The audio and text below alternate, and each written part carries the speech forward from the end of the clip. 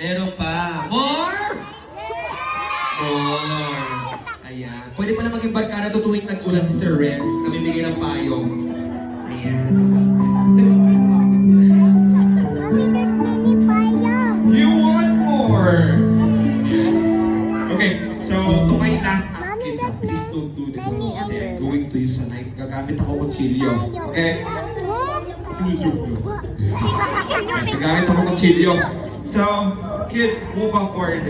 Tapos tayo. Yes, ito po yung tinatawag na balancing act. Yes, ito po yung nilaban ko last 2010 sa Talentatong Pinoy. Isa na ako nag-second place. Kasi dalawa lang kami naglaban doon eh. Wala kami yun.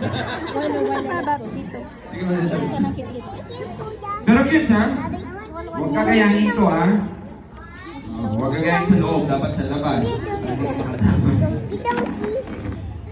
Okay? Ayan. Once again, don't try this at home, okay? Only the expert can do this. Maturo ako niyan mamaya, sir. Tama na ikaw na. Sige. Oh, hindi ko na yung kaya. Tama na ako sa hosting.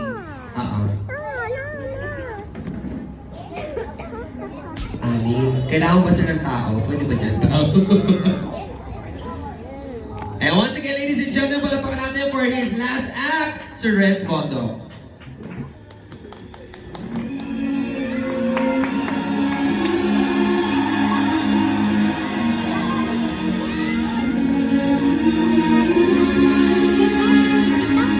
Okay, once again, kids, huwag gagayahin ito. Ayan, si Sir Renz lang ang kayang gumawa niyan. You watching? Oh.